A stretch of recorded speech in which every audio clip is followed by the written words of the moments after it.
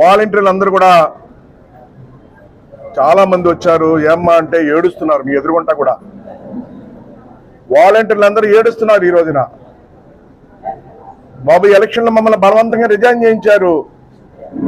Resign చేయకపోతే మళ్ళీ మీ జాబులు ఉండవు, మా ప్రభుత్వం వస్తుంది, రిజైన్ చేసి మీరు ఎలక్షన్లో పనిచేయాలని చెప్పేసి బలవంతంగా రిజైన్ చేయించారు.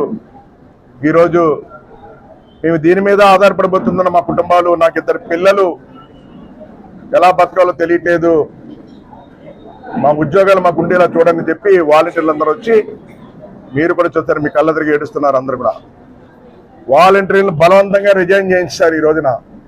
అదే అమ్మకి చెప్పాను నేను ఈరోజు ఏడుస్తుంటే, ఏమ్మా చంద్రబాబు గారు చెప్పారు కదా మీకు రిజైన్ చేయకండి, మీకు 5,000 10,000 రూపాయలు ఇస్తారు, మీరు రిజైన్ చేయొద్దని చెప్పారు కదా అంటే, మేము ఉన్నాం అనుకున్నాం అలాగే, కానీ బలవంతంగా చేంజ్ చేశారు.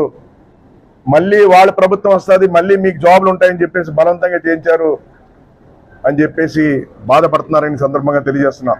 ఈ విషయాన్ని కూడా ఎవరైతే రిజైన్ చేస్తారో వాలంటీర్ల విషయం ఏడుస్తున్నారో బాధపడుతున్నారో వాళ్ళందరికీ చంద్రబాబు నాయుడు దృష్టిలో పెడతానని వారికి చెప్పడం జరిగింది. ఆ విధంగా వాళ్ళకి ఈరోజు ధైర్యాన్ని ఇవ్వడం జరిగిందని కూడా ఈ సందర్భంగా తెలియజేస్తున్నా.